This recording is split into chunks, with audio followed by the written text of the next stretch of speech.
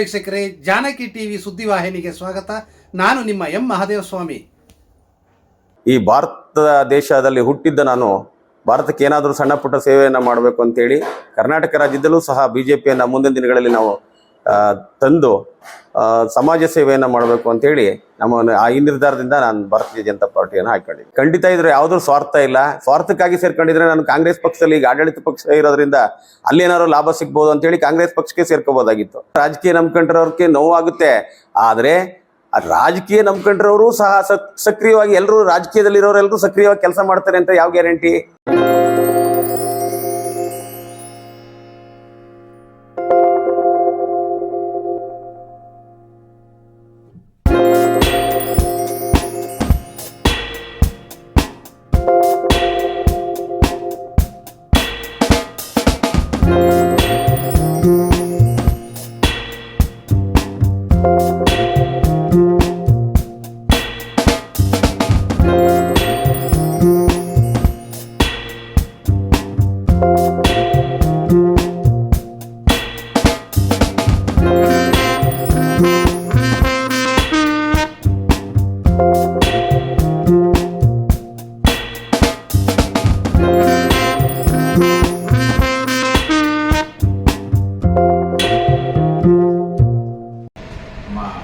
ಹನುಮಂತ ನಾಯ್ಕರು ಸರ್ಕಾರಿ ಶಿಕ್ಷಕರಾಗಿ ನಂಜನಗೂಡು ಜೊತೆಗೆ ನೌಕರ ಸಂಘದ ಅಧ್ಯಕ್ಷರಾಗಿ ಈ ಸಮಾಜ ಸೇವೆಯನ್ನು ಕೂಡ ಮಾಡಿ ಸಾರ್ವಜನಿಕರ ಸೇವೆಯನ್ನು ಭಾಳ ಅತ್ಯುತ್ತಮವಾಗಿ ಸಮಾಜದಲ್ಲಿ ಹಾಗೂ ಸಮಾಜದ ಕುಲ ಬಂದವರು ಇವರೆಲ್ಲರನ್ನೂ ಭಾರಿ ನ್ಯೂನತೆಯಾಗಿ ಅವ್ರ ಕಷ್ಟ ಕಾರ್ಪಣ್ಯಗಳನ್ನೇ ಭಾಗಿಯಾಗಿ ನಿವೃತ್ತಿಯ ಸಂದರ್ಭದಲ್ಲಿ ಈ ಸಮಾಜದಲ್ಲಿ ಈ ದೇಶಕ್ಕೆ ನಂದು ಏನಾದರೂ ಒಂದು ಸಣ್ಣ ಸೇವೆ ಸಲ್ಲಿಸಬೇಕು ಅಂತ ಅವರು ರಾಷ್ಟ್ರದ ನಮ್ಮ ಪ್ರಧಾನಮಂತ್ರಿಯಾದ ಮೋದಿಯವರನ್ನು ನೆಚ್ಚಿ ಅವರ ಕೆಲಸ ಕಾರ್ಯಗಳನ್ನು ನೆಚ್ಚಿ ಬಿಜೆಪಿಗೆ ಸೇರ್ಪಡೆಯಾಗಿ ನಾನು ಸಮಾಜಮುಖಿಯಾಗಿ ಕೆಲಸವನ್ನು ಮಾಡಬೇಕು ಅಂತೇಳಿ ನಮ್ಮ ಪಕ್ಷವನ್ನು ನೆಚ್ಚಿ ಬಿಜೆಪಿಯನ್ನು ಸೇರ್ಪಡೆಯಿದ್ದಾರೆ.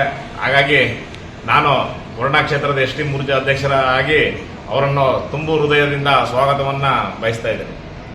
ನಾನು ಭಾರತೀಯ ಜನತಾ ಪಕ್ಷದ ತತ್ವ ಸಿದ್ಧಾಂತಗಳನ್ನು ಒಪ್ಪಿ ಮೋದಿಯವರ ನೇತೃತ್ವದಲ್ಲಿ ಈ ಸರ್ಕಾರ ಸುಭದ್ರವಾಗುತ್ತೆ ಅಂಥೇಳಿ ನಾನು ಭಾರತೀಯ ಜನತಾ ಪಕ್ಷಕ್ಕೆ ನನ್ನ ಸ್ವಇಚ್ಛೆಯಿಂದ ನನ್ನ ಸ್ನೇಹಿತರ ಎಲ್ಲ ಬಳಗದಿಂದ ವತಿಯಿಂದ ಈ ಒಂದು ಪಕ್ಷಕ್ಕೆ ಸೇರ್ಪಡೆಯಾಗಿದ್ದೇನೆ. ನಮ್ಮ ರಾಜ್ಯ ನಾಯಕರಾದಂತಹ ಶ್ರೀರಾಮುಲು ಅವರ ನೇತೃತ್ವದಲ್ಲಿ ಭಾರತೀಯ ಜನತಾ ಪಾರ್ಟಿಯ ಕಚೇರಿ ಮೈಸೂರು ಕಚೇರಿಯಲ್ಲಿ ನಾನು ಬಿಜೆಪಿ ಪಕ್ಷವನ್ನು ನನ್ನ ಬಹಳ ಆಸಕ್ತಿಯಿಂದ ಸಮಾಜ ಸೇವೆಯನ್ನು ಈ ಒಂದು ಪಕ್ಷದಲ್ಲಿ ಮಾಡ್ಬೋದು ಅಂತೇಳಿ ನಾನು ಈ ಪಕ್ಷವನ್ನು ಆಯ್ಕೊಂಡಿದ್ದೀನಿ. ಮುಂದಿನ ದಿನಗಳಲ್ಲಿ ಈ ಪಕ್ಷಕ್ಕೆ ಸೇವೆ ಸಲ್ಲಿಸಿ ನನಗೆ ಚಾಮರಾಜನಗರ ಮತ್ತು ಮೈಸೂರು ಜಿಲ್ಲೆಯ ಎಲ್ಲ ಸಮುದಾಯದ ಎಲ್ಲ ಸ್ನೇಹಿತರು ಸಹ ನನಗೆ ಅಪಾರವಾದಂತಹ ಬೆಂಬಲ ಇರೋದರಿಂದ ನಾನು ಸೇವೆ ಮಾಡೋದಕ್ಕೆ ಅವಕಾಶ ಇದೆ ಅಂತೇಳಿ ಈ ಪಕ್ಷಕ್ಕೆ ನಾನು ಸೇರ್ಪಡೆಯಾಗಿದ್ದೇನೆ. ಈ ಪಕ್ಷದ ತತ್ವ ಸಿದ್ಧಾಂತಗಳಿಗೆ ನಾನು ಬದ್ಧನಾಗಿ ಈ ಪಕ್ಷಕ್ಕೆ ಸೇರ್ಪಡೆಯಾಗಿದ್ದೇನೆ.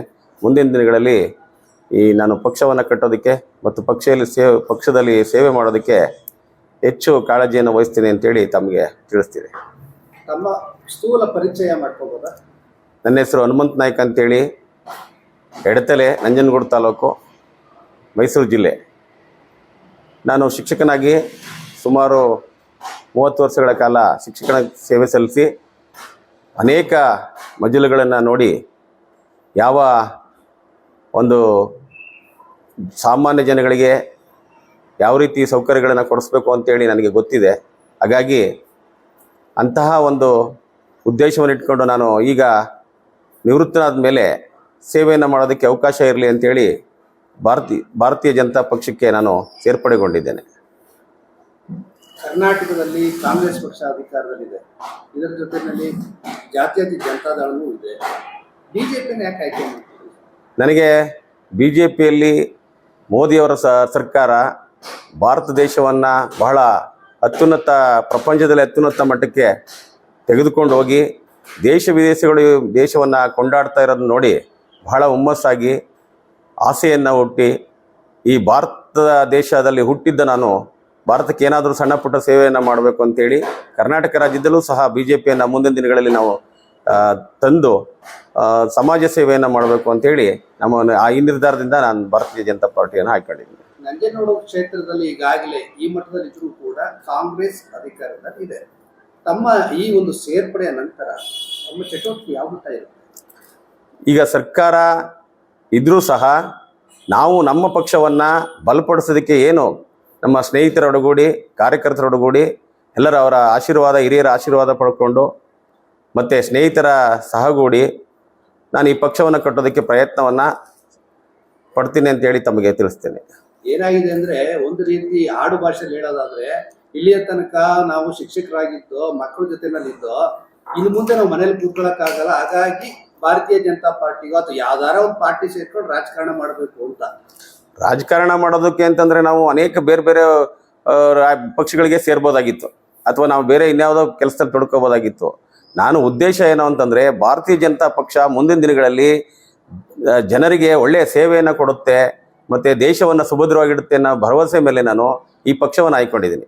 ಮತ್ತು ನಿಮ್ಮ ಸ್ವಾರ್ಥಕ್ಕಾಗಿ ಪಕ್ಷಕ್ಕೆ ಸೇರ್ಪಡೆ ಮಾಡ್ಕೊಂಡಿದ್ದೀರಿ? ಖಂಡಿತ ಇದ್ರೆ ಯಾವುದೂ ಸ್ವಾರ್ಥ ಇಲ್ಲ. ಸ್ವಾರ್ಥಕ್ಕಾಗಿ ಸೇರ್ಕೊಂಡಿದ್ರೆ ನಾನು ಕಾಂಗ್ರೆಸ್ ಪಕ್ಷದಲ್ಲಿ ಈಗ ಆಡಳಿತ ಪಕ್ಷ ಇರೋದ್ರಿಂದ ಅಲ್ಲೇನಾದ್ರು ಲಾಭ ಸಿಗ್ಬೋದು ಅಂತೇಳಿ ಕಾಂಗ್ರೆಸ್ ಪಕ್ಷಕ್ಕೆ ಸೇರ್ಕೋಬೋದಾಗಿತ್ತು.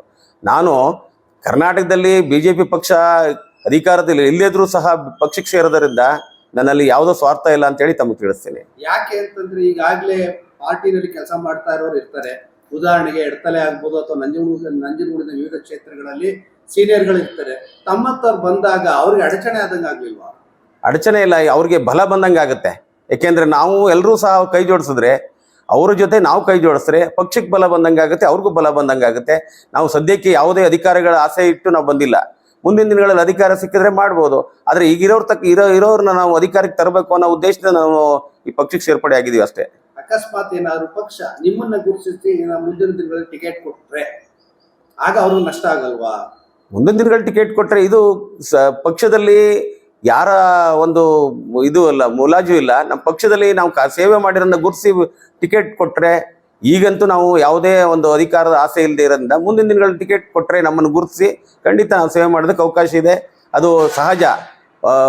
ಹರಿಯೋ ನೀರಿಗೆ ಹೋಗ್ತಾ ಇರುತ್ತೆ, ಬರ್ತಾ ಇರ್ತದೆ. ನೀರು ಮುಂದೆ ಹೋಗ್ತಾ ಇರ್ತದೆ, ಹಳೆಯ ನೀರು ಹೋಗಿ ಹೊಸ ನೀರು ಬರ್ತದೆ ಅಂತೇಳಿ ನನ್ನ ಭಾವನೆ. 30 ವರ್ಷಗಳ ಕಾಲ ಶಿಕ್ಷಣ ಕ್ಷೇತ್ರದಲ್ಲಿ ಕೆಲಸ ಮಾಡಿರ್ತೀರಿ. ಅದನ್ನ ಹೊರತುಪಡಿಸಿ ಇದು ರಾಜಕೀಯನೇ ನಂಬ್ಕೊಂಡಿರ್ತಕ್ಕಂಥ ಕಾರ್ಯಕರ್ತರಿಗೆ ನಿಮ್ಮಿಂದ ನೋವಾಗಲ್ವಾ? ಖಂಡಿತ ರಾಜಕೀಯ ನಂಬ್ಕೊಂಡ್ರವ್ರಿಗೆ ನೋವಾಗುತ್ತೆ. ಆದರೆ ರಾಜಕೀಯ ನಂಬ್ಕೊಂಡ್ರವರು ಸಹ ಸಕ್ರಿಯವಾಗಿ ಎಲ್ಲರೂ ರಾಜಕೀಯದಲ್ಲಿರೋರೆಲ್ಲರೂ ಸಕ್ರಿಯವಾಗಿ ಕೆಲಸ ಮಾಡ್ತಾರೆ ಅಂತ ಯಾವ ಗ್ಯಾರಂಟಿ? ಅವರು ಸಹ ನಮ್ಮ ಜೊತೆ ಕೈ ಜೋಡಿಸ್ರೆ ಇನ್ನೂ ಹೆಚ್ಚಿನ ರೀತಿ ಬಲ ಬರೆಸ್ಬೋದು ಅಂತ ನನ್ನ ಉದ್ದೇಶ ನಂದು. ಆಗಲ್ಲ, ಪಕ್ಷ ಸೇರ್ಪಡೆ ಆಗ್ದೇನೆ ನೀವು ಸಹಾಯ ಮಾಡ್ಬೋದಿತ್ತಲ್ವಾ? ಸಾಧ್ಯನೇ ಇಲ್ಲ. ಯಾವುದಾದ್ರೂ ಪಕ್ಷವನ್ನು ಗುರುತಿಸ್ಕೊಂಡೇ ನಾವು ಆ ಕೆಲಸ ಮಾಡಬೇಕೆ ಹೊರತು ದಾರಿಲಿ ಹೋಗೋರನ್ನ ನೀವು ಯಾವ ರೀತಿ ಗುರುತಿಸ್ತೀರಾ? ನಮ್ಮನ್ನು ಯಾವ ರೀತಿ ನೀವು ಕಾಣ್ತೀರಾ? ಯಾವ ಪಕ್ಷಕ್ಕೆ ಸೇವೆ ಮಾಡ್ತಾರೆ ಅಂತ ಗೊತ್ತಾಗುತ್ತೆ ನಿಮಗೆ. ಪಕ್ಷಕ್ಕೆ ಸೇರ್ಪಡೆಯಾಗಿ ನಾವು ಆ ಒಂದು ಪಕ್ಷದಲ್ಲಿ ಸೈದ್ಧಾಂತಿಕ ನೆಲೆಗಟ್ಟಿನಲ್ಲಿ ನಾವು ಈ ಕಾರ್ಯಕ್ರಮವನ್ನು ಮಾಡಬೇಕು ಅಂತೇಳಿ ಅನೇಕ ಹಿರಿಯರನ್ನು ನಾವು ಪರಿಚಯ ಮಾಡ್ಕೋಬೇಕಾಗುತ್ತೆ. ಅನೇಕ ಹಿರಿಯರ ಸಲಹೆ ಸೂಚನೆಗಳನ್ನ ಕೇಳಬೇಕಾಗುತ್ತೆ. ಅವೆಲ್ಲವನ್ನ ಕೇಳಿ ನಾವು ಪಕ್ಷಕ್ಕೆ ನಾವು ಗುಳಿಬೇಕು ಹೊರತು ನಾವು ಶಿಕ್ಷಕರಾಗಿ ಕೆಲಸ ಮಾಡೋದೇ ಬೇರೆ, ಈ ಪಕ್ಷಗಳಲ್ಲಿ ಸೇವೆಯನ್ನು ಮಾಡೋದೇ ಬೇರೆ ಆಗುತ್ತೆ. ಹಾಗಾಗಿ ನಾನು ಈ ಪಕ್ಷವನ್ನು ಆಯ್ಕೊಂಡಿದ್ದೀನಿ ಅಷ್ಟೇ. ನಿಮ್ಗೆ ಯಾವ ಬಲ ಇದೆ? ಒಬ್ಬರು ಶಿಕ್ಷಕರಾಗಿದ್ರಿ ನೀವು, ಕೇವಲ ನಿಮಗೆ ಮಕ್ಕಳಿಗೆ ಪಾಠ ಹೇಳೋದಷ್ಟೇ ಆಗಿರ್ತದೆ. ನಿಮ್ಗೆ ಯಾವ ಬಲ ಇದೆ? ನಿಮ್ಗೆ ಯಾವ ಶಕ್ತಿ ಇದೆ ಅಂತ? ನನಗೆ ಸಮುದಾಯದ ಬಲ ಇದೆ, ಸ್ನೇಹಿತರ ಬಲ ಇದೆ, ಅನೇಕ ಸಮುದಾಯಗಳ ಬಲ ಇದೆ. ಹಾಗಾಗಿ ನೀವು ಶಿಕ್ಷಕರಾದ ತಕ್ಷಣ ಯಾರ ಸಂಪರ್ಕನೂ ಇಲ್ಲ ಅಂತೇಳಿ ನಿಮ್ಮ ಭಾವನೆ ಇರಬಾರ್ದು. ನನಗೇನಪ್ಪ ಅಂತಂದರೆ, ನನಗೆ ಚಾಮರಾಜನಗರ ಮೈಸೂರು ಜಿಲ್ಲೆಯಲ್ಲಿ ಅನೇಕ ಸಮುದಾಯದವರು, ಅನೇಕ ಸ್ನೇಹಿತರು, ನಮ್ಮ ಜನಾಂಗದವರು ಎಲ್ಲರೂ ಸಹ ನಾನು ತಾಲೂಕು ನೌಕರ ಸಂಘದ ಅಧ್ಯಕ್ಷನಾಗಿದ್ದರಿಂದ ನನಗೆ ಅನೇಕ ಜನ ಪರಿಚಯ ಇದ್ದಾರೆ. ಹಾಗಾಗಿ ಮುಂದಿನ ದಿನಗಳಲ್ಲಿ ನಾವು ಇನ್ನೂ ಹೆಚ್ಚು ಸ್ನೇಹಿತರನ್ನು, ಪಕ್ಷದ ಕಾರ್ಯಕರ್ತರನ್ನು ನಾವು ಒಗ್ಗೂಡಿ ಕೆಲಸ ಮಾಡ್ಬೋದು ಅಂತ ನನ್ನ ಭಾವನೆ. ಈ ಭಾರತೀಯ ಜನತಾ ಪಾರ್ಟಿಗೆ ನೀವು ಅನಿವಾರ್ಯನಾ ಅಥವಾ ಜನತಾ ಪಾರ್ಟಿಗೆ ನೀವು ಅನಿವಾರ್ಯನಾ? ನಿಮ್ಗೆ ಅನಿವಾರ್ಯನಾ? ನನಗೆ ಆ ರೀತಿ ಅಷ್ಟು ದೊಡ್ಡದಾಗಿ ನಾವು ಹೇಳಕ್ ಬರಲ್ಲ. ಪಾರ್ಟಿಗೆ ನಾನು ಅನಿವಾರ್ಯ ಅಲ್ಲ, ನನಗೆ ಪಾರ್ಟಿ ಅನಿವಾರ್ಯ ಅಂತ ನನ್ನ ಭಾವನೆ. ಭಾರತೀಯ ಜನತಾ ಪಾರ್ಟಿನಲ್ಲಿ ಒಂದು ಕೆಲವರ ಆರೋಪ ಏನಪ್ಪಾ ಅಂತ ಹೇಳಿದ್ರೆ, ಇಲ್ಲಿ ಎಲ್ಲರಿಗೂ ಕೂಡ ಹಿಂದುಳಿದ ವರ್ಗದವರಿಗೆ ಶೋಷಣೆಗೆ ಭಾರತೀಯ ಜನತಾ ಪಾರ್ಟಿ ಮುಂಚೂಣಿಯಲ್ಲಿದೆ. ಅದರಲ್ಲೂ ಕೂಡ ಬಾಬಾ ಸಾಹೇಬ್ ಅಂಬೇಡ್ಕರ್ ಅವರ ಕೆಲವು ಫೋಟೋಗಳನ್ನ ತೆಗೆಯುವಂಥದ್ದು ಕೆಲವು ಕಡೆ, ಹಾಗೂ ಹಿಂದುಳಿದ ವರ್ಗದವರಿಗೆ ಅನ್ಯಾಯ ಮಾಡೋದ್ರಲ್ಲಿ ಭಾರತೀಯ ಜನತಾ ಪಾರ್ಟಿ ಜಾಸ್ತಿ ಇದೆ ಅಂತ. ಖಂಡಿತ ನಾನು ಈಗ ಯಾವುದೋ ಅನಿವಾರ್ಯ, ನಾನು ಮೊನ್ನೆ ಸಭೆಯಲ್ಲಿ ಹೋದಾಗ ಅಂದ್ರು, ಬಾಬಾ ಸಾಹೇಬ್ರಿಗೆ ಯಾವುದೇ ಕಾರಣಕ್ಕೂ ಭಾರತೀಯ ಜನತಾ ಪಕ್ಷ ಅವಮಾನ ಮಾಡೋದಿಲ್ಲ. ಬಾಬಾ ಸಾಹೇಬರ ತತ್ವಗಳ ಅಡಿಯಲ್ಲೇ ಭಾರತೀಯ ಜನತಾ ಪಕ್ಷ ಕೆಲಸ ಮಾಡುತ್ತೆ ಅಂತ ನನ್ನ ಅಭಿಪ್ರಾಯ. ಜೊತೆಗೆ ಅನಿವಾರ್ಯ ಕಾರಣಗಳಿಂದ ಯಾವುದೋ ಒಂದು ಫೋಟೋ ಮೊನ್ನೆ ನಮ್ಮ ಸಂಘಟಕರು ಮತ್ತೆ ಶ್ರೀರಾಮುಲು ಸರ್ ಹೇಳಿದಾಗ, ಯಾವುದೋ ಒಂದು ಫೋಟೋವನ್ನು ತೆಗೆಯುವಾಗ ಅದನ್ನು ಒರೆಸುವಾಗ ತೆಗೆದು ಕೆಳಗಡೆ ಇಟ್ಟಿರ್ತಾರೆ, ಅದನ್ನ ತೆಗಿಸ್ತಾರೆ ಅನ್ನೋ ಭಾವನೆ ಕೆಲವರು ಹೇಳಿರ್ತಾರೆ. ಖಂಡಿತ ಬಾಬಾ ಸಾಹೇಬ್ ಅಂಬೇಡ್ಕರ್ಗೆ ಯಾರೂ ಮೋಸ ಮಾಡೋಕ್ಕಾಗಲ್ಲ. ಇಡೀ ಜಗತ್ತು ಪ್ರಪಂಚ ಎಲ್ಲಿವರೆಗಿರುತ್ತೋ ಬಾಬಾ ಸಾಹೇಬ್ ಅಂಬೇಡ್ಕರ್ ಅವರು ಸಹ ಅವರ ತತ್ವ ಸಿದ್ಧಾಂತಗಳು, ಅವರ ಸಂವಿಧಾನ, ಖಂಡಿತ ಅವರ ಸಂವಿಧಾನದ ಅಡಿಯಲ್ಲೇ ನಾವೆಲ್ಲರೂ ಕೆಲಸ ಮಾಡಬೇಕು. ಅದರ ಅಡಿಯಲ್ಲೇ ಭಾರತೀಯ ಜನತಾ ಪಕ್ಷ ಕೆಲಸ ಮಾಡುತ್ತೆ ಅಂತ ನನಗೆ ಸಂಪೂರ್ಣ ನಂಬಿಕೆ ಇದೆ. ನಿರಂತರವಾಗಿ ಪತ್ರಿಕೆಯನ್ನು ಓದಿರ್ತೀರಿ, ತಾವು ಒಬ್ಬರು ಶಿಕ್ಷಕರು ಆಗಿರ್ತೀರಿ, ತಿಳುವಳಿಕೆ ಉಳ್ಳವರಾಗಿರ್ತೀರಿ. ಸಂವಿಧಾನನ ಬದಲಾವಣೆ ಮಾಡಬೇಕು ಅನ್ನೋ ಮಾತುಗಳು ಕೇಳಿ ಬಂದಿತ್ತಂತೆ. ಸಂವಿಧಾನ ಬದಲಾವಣೆ ಮಾಡೋದಕ್ಕೆ ಯಾವುದೂ ಇಲ್ಲ. ಆ ಸಂವಿಧಾನ ಬದಲಾವಣೆ ಮಾಡಬಾರ್ದಾಗ ಆಗಲಿ ಅಂತೇಳಿ ನಮ್ಮಂತ ಹಿಂದುಳಿದವರು, ನಾವು ದಲಿತರು, ಹಿಂದುಳಿದವರು ಎಲ್ಲರೂ ಸಹ ಭಾರತೀಯ ಜನತಾ ಪಕ್ಷವನ್ನು ಕಟ್ಟಿ ನಾವು ಸಹ ಅದಕ್ಕೆ ಸಮರ್ಥರಾಗಿ ಈ ಸಂವಿಧಾನವನ್ನು ಗಟ್ಟಿ ಮಾಡಬೇಕು ಅನ್ನೋ ಉದ್ದೇಶಕ್ಕೆ ನಾವು ಭಾರತೀಯ ಜನತಾ ಪಕ್ಷವನ್ನು ಸೇರ್ತಾ ಇರೋದು. ನಿಮ್ಮ ಮುಂದಿನ ನಡೆ ನಂಜನಗೂಡು ತಾಲೂಕಿನಲ್ಲಿ ಏನನ್ನ ಕಾಣಬಹುದು? ನಂಜನಗೂಡು ತಾಲೂಕಲ್ಲಿ ಪಕ್ಷ ಸಂಘಟನೆ ಮಾಡಬೇಕು, ಸಮಾಜ ಸೇವೆ ಮಾಡಬೇಕು. ಜೊತೆಗೆ ಮುಂದಿನ ದಿನಗಳಲ್ಲಿ ಅಧಿಕಾರಕ್ಕೆ ಬಂದಾಗ ನಾವು ಜನಸೇವೆಯನ್ನು ಮಾಡೋದಕ್ಕೆ ಅನುಕೂಲ ಆಗ್ತದೆ ಅಂತೇಳಿ ಎಲ್ಲ ಸಮುದಾಯದವ್ರನ್ನ ಒಟ್ಟಿಗೆ ತಗೊಂಡು ನಾವು ಪಕ್ಷವನ್ನು ಸಂಘಟನೆ ಮಾಡಿ ನಮ್ಮ ಪಕ್ಷವನ್ನು ಮುಂದಿನ ದಿನಗಳಲ್ಲಿ ಅಧಿಕಾರಕ್ಕೆ ತರಬೇಕು ಅಂತ ಆಸೆ. ಯಾವ ರೀತಿ ಸಂಘಟನೆ ಮಾಡಬೇಕು ಅಂತ? ಸಂಘಟನೆ ಅಂದರೆ ಗ್ರಾಮ ಮಟ್ಟದಲ್ಲಿ, ಮತ್ತು ಪಂಚಾಯಿತಿ ಮಟ್ಟದಲ್ಲಿ, ತಾಲೂಕು ಮಟ್ಟದಲ್ಲಿ, ಜಿಲ್ಲೆಯ ಮಟ್ಟದಲ್ಲಿ ನಾವು ಸಂಘಟನೆ ಮಾಡೋದಕ್ಕೆ ಸಮರ್ಥರಾಗಿದ್ದೀವಿ ಸದ್ಯಕ್ಕೆ. ಈಗ ಇಲ್ವಾ ಸಮರ್ಥ ಇಲ್ವಾ? ಈಗ ಇದ್ದಾರೆ. ಅವ್ರ ಜೊತೆ ನಾವು ಇನ್ನೂ ಹೆಚ್ಚಿನ ರೀತಿ ಬಲ ಕೊಟ್ಟು ನಾವು ಅವ್ರನ್ನ ಸಂಘಟನೆ ಮಾಡಬೇಕು ಅನ್ನೋ ಉದ್ದೇಶ. ಒಬ್ಬ ಹನುಮಂತ ನಾಯ್ಕ ಅವ್ರು ಬಂದಾಕ್ಷಣಕ್ಕೆ ಪಕ್ಷ ಸಂಘಟನೆ ಆಗ್ಬಿಡ್ತದ? ಅಷ್ಟೊಂದು ದೊಡ್ಡದಾಗಿ ನಾನು ಆಸೆ ಇಟ್ಕೊಂಡಿಲ್ಲ. ಸಂಘಟನೆಗೆ ನಾನು ಒಬ್ಬ ಸಾಮಾನ್ಯ ಕಾರ್ಯಕರ್ತನಾಗಿ ಸಂಘಟನೆ ಮಾಡೋದಕ್ಕೆ ಸತತ ಪ್ರಯತ್ನ ಮಾಡ್ತೀನಿ. ಮುಂದಿನ ದಿನಗಳಲ್ಲಿ ನೀವು ಭಾರತೀಯ ಜನತಾ ಪಾರ್ಟಿಯಿಂದ ತೊಂದರೆ ಆದಂತ ಸಂದರ್ಭದಲ್ಲಿ ಪ್ರತಿಭಟಿಸಲಿಕ್ಕೆ ತಮಗೆ ಆಗುತ್ತಾ? ಖಂಡಿತ. ನಾನು ಅದಕ್ಕೆ ಆ ಉದ್ದೇಶದಿಂದ ನಾನು ಈ ಪಕ್ಷಕ್ಕೆ ಸೇರಿರೋದು. ಯಾವ ಒಂದು ಶೋಷಣೆಗೊಳಗಾಗಿರ್ತಾರೆ ಅಂತಹ ಸಂದರ್ಭದಲ್ಲಿ ನಾನು ಹೋರಾಟ ಮಾಡೋದಕ್ಕೆ ನಾನು ಈ ಪಕ್ಷಕ್ಕೆ ಸೇರಿರೋದು. ಪಕ್ಷದಿಂದನೇ ಏನಾದ್ರು ಪಕ್ಷದಿಂದಲೂ ತೊಂದರೆ ಆದ್ರೂ ಸಹ ಪಕ್ಷದಲ್ಲಿ ನಾವು ಏನಾದರೂ ನಮ್ಮ ಆಶಯಗಳಿಗೆ, ಆಶೋತ್ತರಗಳಿಗೆ ಏನಾದರೂ ಧಕ್ಕೆ ಬಂದ್ರೆ ನಾನು ಹೋರಾಟ ಮಾಡೋದಕ್ಕೆ ನಾನು ಪಕ್ಷಕ್ಕೆ ಸೇರ್ಪಡೆಯಾಗಿದ್ದೀನಿ. ಸಮುದಾಯದ ಅಥವಾ ಎಲ್ಲರಿಗೂ ಶೋಷಣೆಗೆ ಒಳಗಾದಂತಹ ಎಲ್ಲ ವ್ಯಕ್ತಿಗಳಿಗೂ ಏನಾದ್ರು ತೊಂದರೆ ಆದರೆ ನನ್ನ ಕೈಲಾದಷ್ಟು ಹೋರಾಟ ಮಾಡಿ ನಾನು ಅದಕ್ಕೆ ನ್ಯಾಯ ಕೊಡಿಸುವಂತ ಒಂದು ಕೆಲಸವನ್ನು ಮಾಡಬೇಕು ಅಂತ ಇದ್ದೀನಿ. ಹಾಗಾದ್ರೆ ಪಕ್ಷದ ಸಿದ್ಧಾಂತ ನೀವು ಒಪ್ಪಿಲ್ಲ? ಪಕ್ಷದ ಸಿದ್ಧಾಂತವೂ ಸಹ ನನ್ನ ಪ್ರಕಾರ ಸಂವಿಧಾನದ ಅಡಿಯಲ್ಲಿದೆ ಅಂತ ನಾನು ಅನ್ಕೊಂಡಿರೋದು. ಆಗ ನಿಮ್ಮನ್ನು ಉಚ್ಚಾಟನೆ ಮಾಡ್ತಾರೆ? ಖಂಡಿತ ಇಲ್ಲ, ಉಚ್ಚಾಟನೆ ಮಾಡೋಕೆ ಸಾಧ್ಯ ಇಲ್ಲ.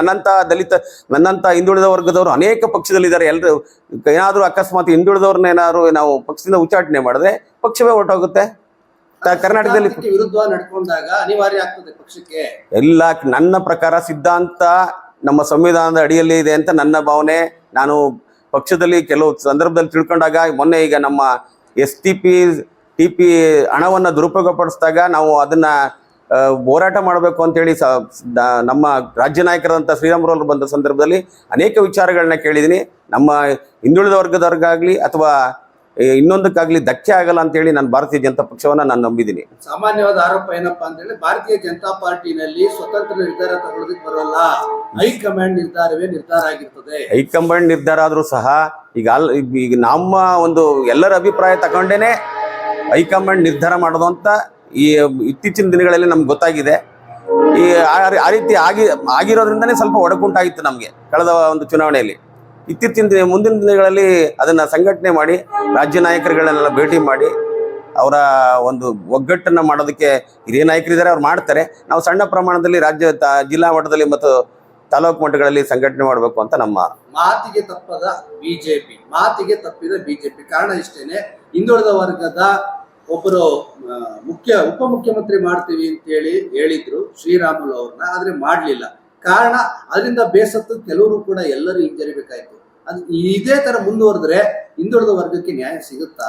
ಇಲ್ಲ. ನಮ್ಮ ರಾಜ್ಯ ನಾಯಕರಾದಂತಹ ಶ್ರೀರಾಮುಲುರವರು ಇಲ್ಲಿ ನನಗೆ ಉಪಮುಖ್ಯಮಂತ್ರಿ ಮಾಡಲಿಲ್ಲ ಅಂತ ಹೇಳಿದ್ರು ಸಹ ಆ ಪಕ್ಷದಲ್ಲೇ ಇದ್ದು ನಾವು ಹೋರಾಟವನ್ನು ಮಾಡಿ ಮುಂದಿನ ದಿನಗಳಲ್ಲಿ ಪಕ್ಷದಲ್ಲಿ ಉನ್ನತ ಹುದ್ದೆಯನ್ನು ಪಡಿಬೇಕು ನಾವು ಒಂದು ಆಸೆಯನ್ನ ಆಕಾಂಕ್ಷೆಯನ್ನು ಇಟ್ಕೊಂಡಿರೋದ್ರಿಂದ ಅವರು ಯಾವುದೇ ಪಕ್ಷವನ್ನ ಬದಲಾಯಿಸ್ತೇನೆ ಇರೋದ್ರಿಂದ ನಾವು ಸಹ ಅವ್ರ ಕೈ ಜೋಡಿಸ್ಬೇಕು ಅಂತೇಳಿ ಈ ಪಕ್ಷಕ್ಕೆ ಸೇರ್ಪಡೆಯಾಗಿದ್ದೀವಿ.